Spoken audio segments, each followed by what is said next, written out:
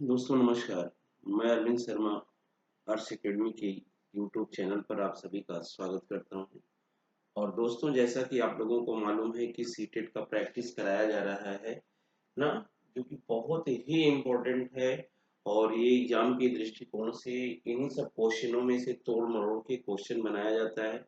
अगर इन सब क्वेश्चनों पे कमांड है तो दोस्तों, तो जो आने वाला जुलाई 2023 का पेपर है उसमें आप कोई भी पेडागोजी का क्वेश्चन होगा या न्यूमेरिकल का कोई भी क्वेश्चन होगा, उसको करने में आपको कोई कठिनाई नहीं होगी। तो आइए दोस्तों, सबसे पहला क्वेश्चन आप लोग देखिए। दिया गया है आपका कि एक शिक्षक गणित के संप्रत्ययों को सिखाते हुए खोज परख उपागम का उपयोग करती है। माने विद्यार्थियों की व्यवहारिक क्षमताओं का उपयोग करती है और उनको चर्चा में शामिल करती है। इस युक्त का प्रयोग किसके लिए करती है? माने जब खोज परख की बात करता है दोस्तों, तो हमारे कहने का मतलब है, और आप भी जानते हो कि बच्चे के अंदर तार्किकता का विकास होगा। जैसे किसी चीज की खोजने की बारी हो रही होगी, तो आदमी यह सोचता होगा ये यहाँ मिलेगा, ये ऐसे मिलेगा, ये ऐसे होगा, तो उसके तार्किकता का विकास होता है दोस्तों। तो अब आइए देखिए किसमें तार्किकता के विकास की बात कर रहा है। गणित शिक्षण का उच्चतर उद्देश्य की प्राप्ति करने के लिए ना, विद्यार्थियों में व्यवहारिक क्षमताओं का विकास करने के लिए ना, एक निश्चित प्रकार की सोच तार्किकता यहाँ पर मिल गई।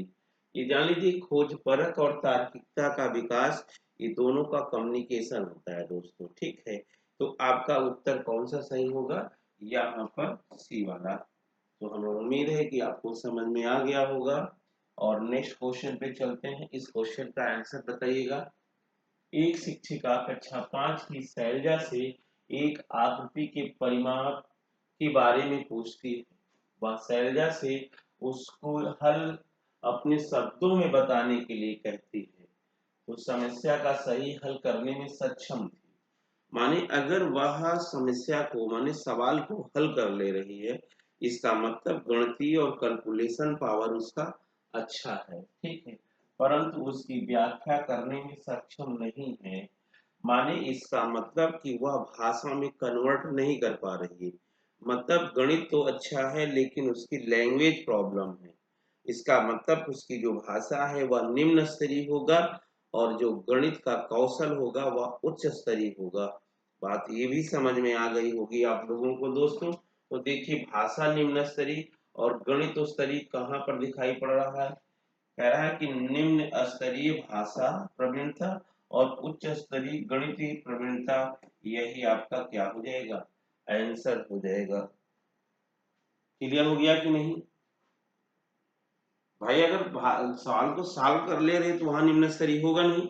इसके पहले वाले ऑप्शन में आपका निम्न स्तरीय दिखाया गया है ना, आप देख लीजिए। और गणित प्रवीणता में भी दोनों, तो दोनों में कहा एक में प्रॉब्लम है? दोनों में प्रॉब्लम तो है नहीं। तो आपका निम्न स्तरीय भाषा प्रवीणता और उच्च स्तरीय गणित प्रवीणता, यही आपका क्या हो जाएगा दोस्तों? आंसर हो जाएगा। नेक्स्ट क्वेश्चन पे चलते हैं।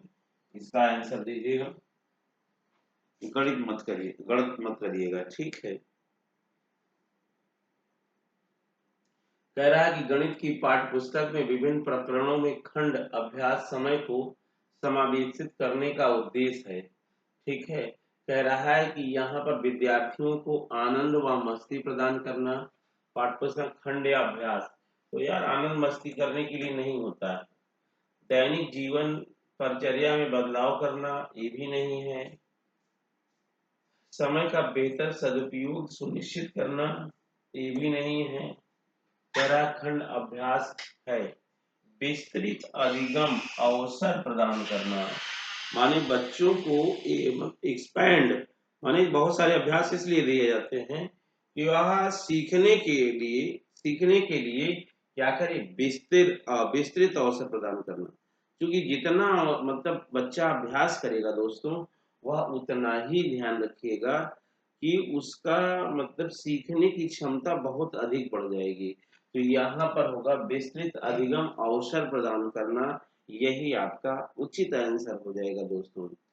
जैसे गणित में मैं ही अपनी पुस्तक में बहुत सारे अभ्यास दिया हूँ इसलिए कि मैं जानता हूं कि बच्चा कमजोर है।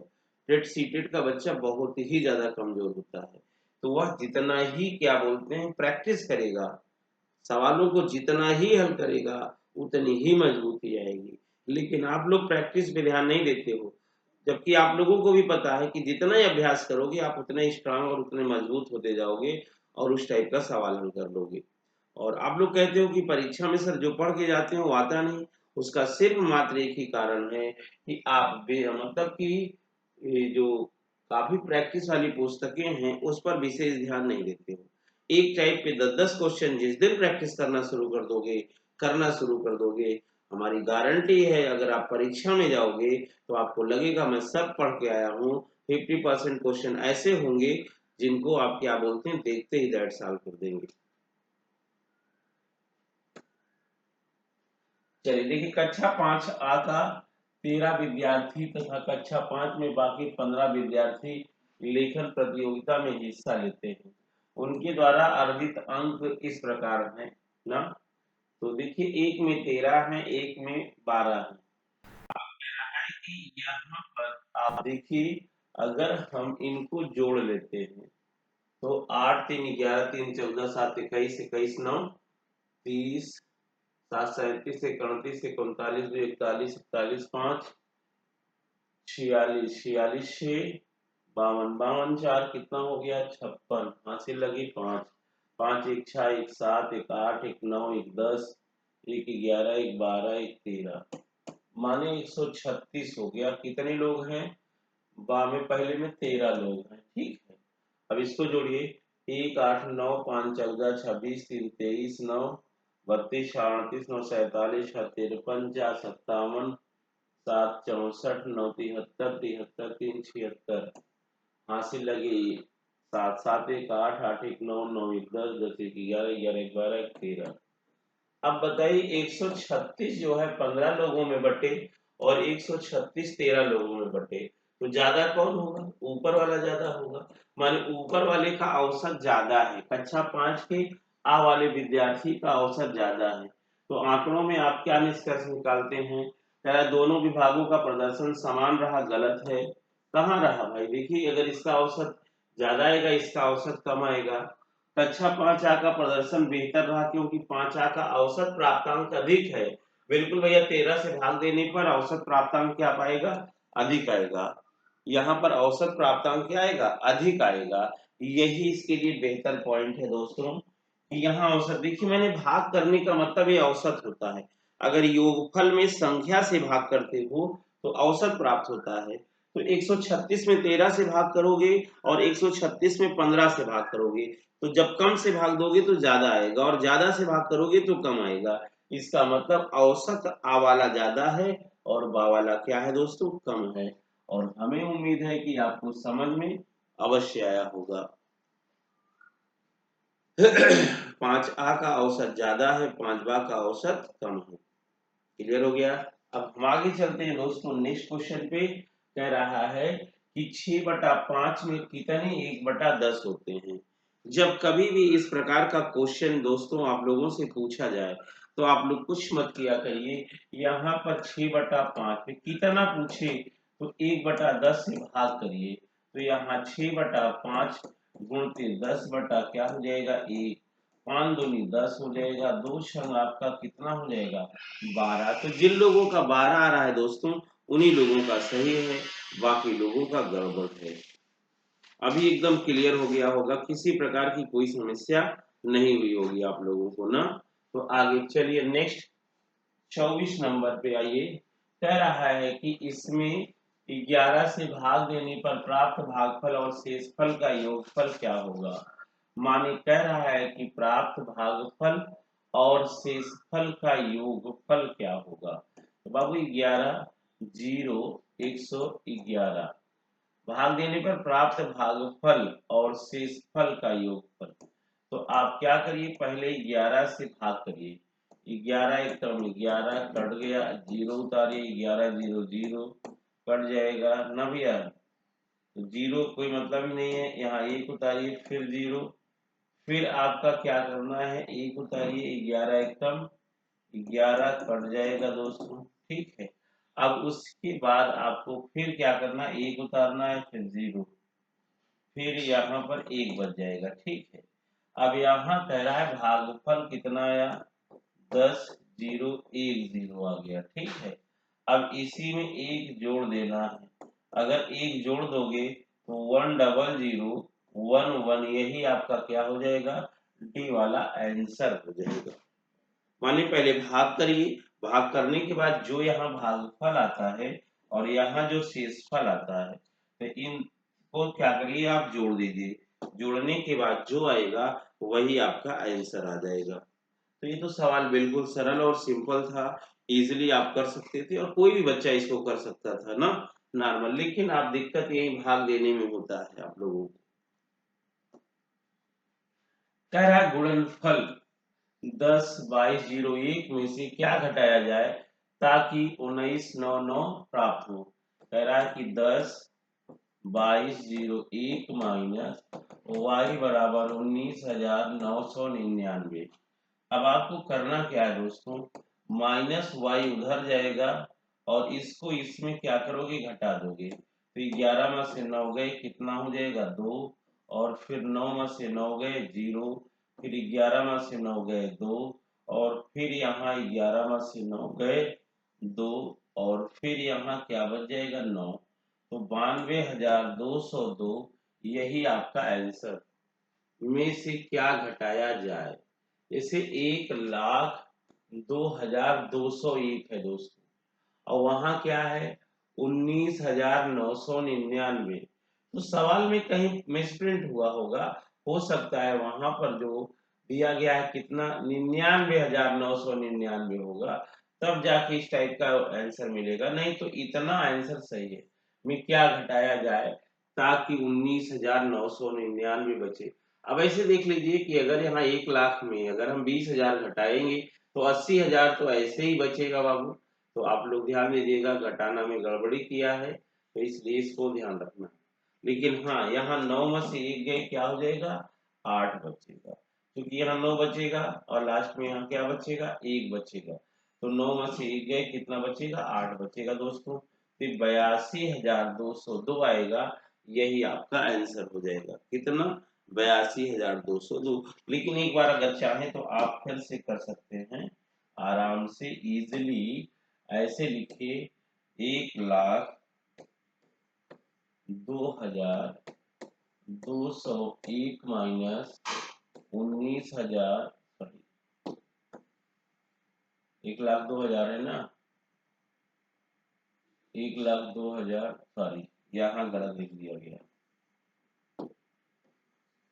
201, 1,02,201 में 19,999, 19,999, 11 में से 9 गए 2, यहाँ आपका 9 में से 9 गए 0, 11 में से 9 गए 2, 11 में से 9 गए 2, यहाँ 10 था, फिर 9 में से, यही 82,202 आपका क्या आ जाएगा, आंसर आ जाएगा।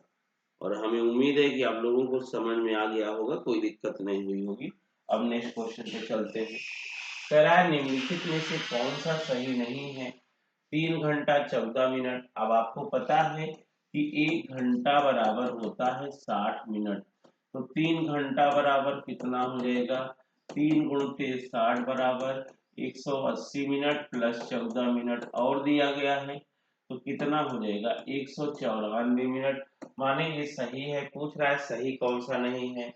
2 किलोग्राम 30 ग्राम, तो आपको पता है कि 1 केजी बराबर 1000 ग्राम, तो 2 केजी बराबर कितना हो जाएगा, 2000 ग्राम, और प्लस 30 ग्राम और है, तो कितना हो जाएगा, 2030 ग्राम। माने ये भी सही हो जाएगा। यहाँ ग्राम लिखना चाहिए, मिनट लिख दिया गया है, हो सकता है यही गड़बड़ी हो, लेकिन अगर ग्राम होगा तो सही है। 3 लीटर 80 मिलीमीटर, तो अब देखो 1 लीटर बराबर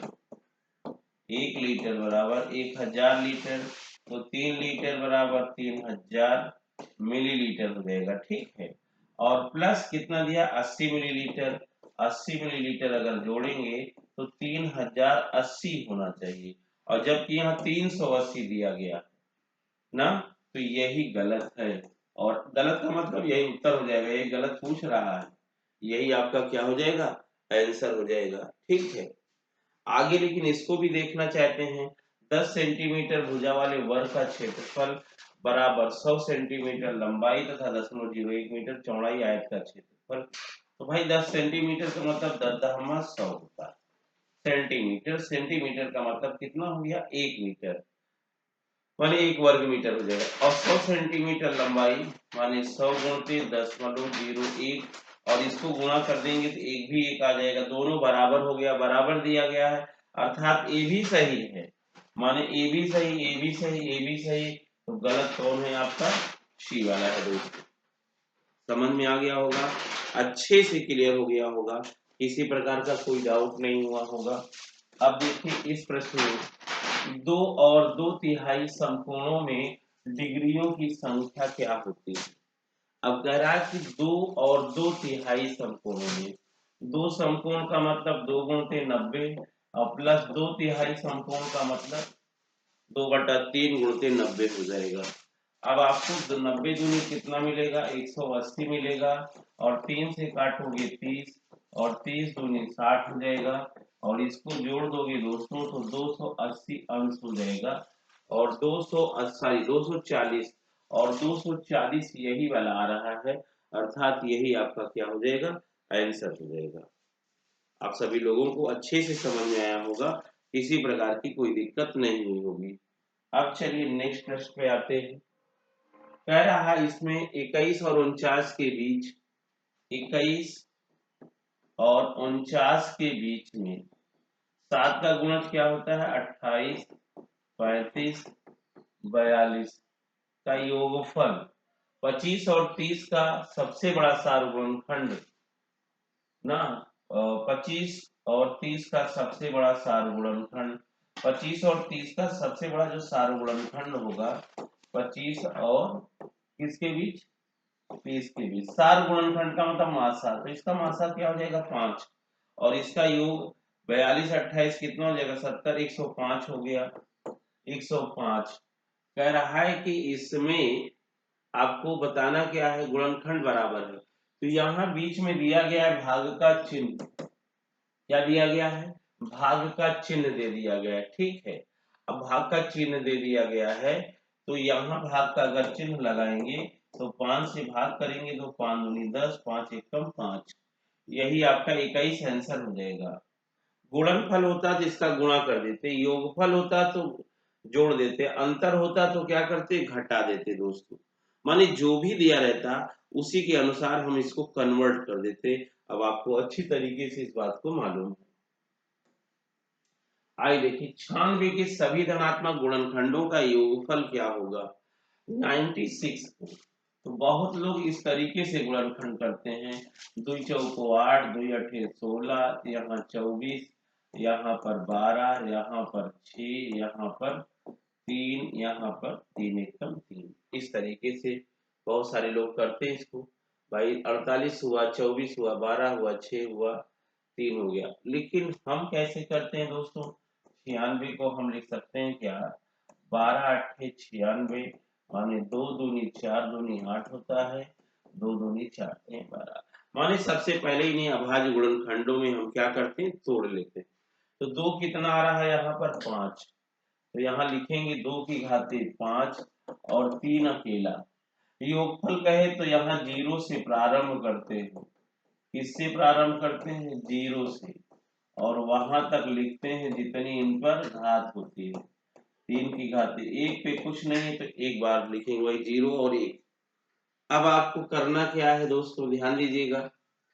अब सबसे पहले घात के रूप में लिखिए, प्रत्येक की घात को 0 से 0, इसका मतलब 1, इसका मतलब 2, इसका मतलब 4, इसका मतलब 8, इसका मतलब 16, और इसका मतलब 32, और इसका मतलब 1, इसका मतलब 3, 32 16 48 होता है, 48 8 56 4 60 2 62 1 63 होता है, और 3 1 4, 4 के 12, 4 6 24 1 25, माने 254, कितना आएगा दोस्तों, 254, माने 254 आपका क्या हो जाएगा, आंसर हो जाएगा।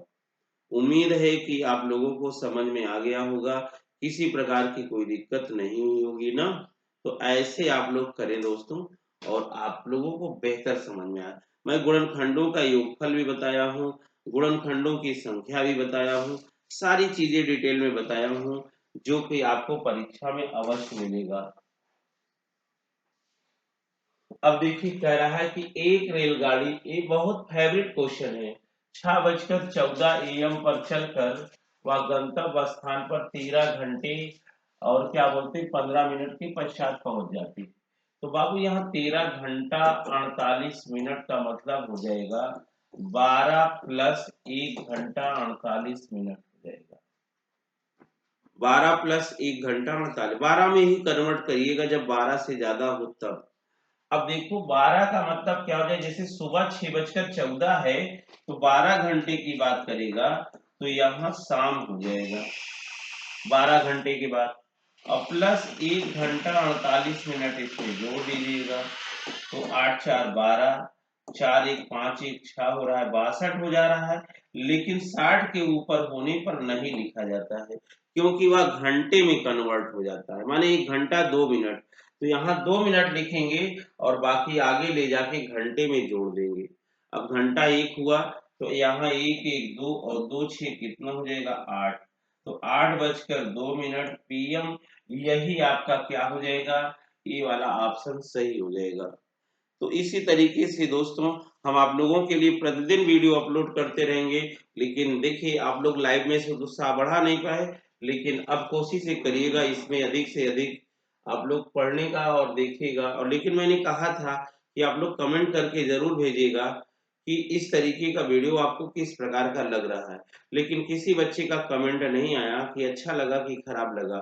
तो आप लोगों के लिए डेली इस प्रकार से सीटेट के सारे वीडियोस प्रैक्टिस सेट के रूप में लेके हम मिलेंगे। और अगर आपको कोई ज़रूरत पड़ी तो आप कमेंट करके या कॉन्टैक्ट नंबर पे फ़ोन करिएगा, तो मैं आप लोगों को मतलब इसका टॉपिक वाइज़ भी पढ़ा दूँगा और प्रैक्टिस के अलावा भी, ठीक है? तो बस दोस्तों आज इतना ही, से इस नेक्स्ट डे।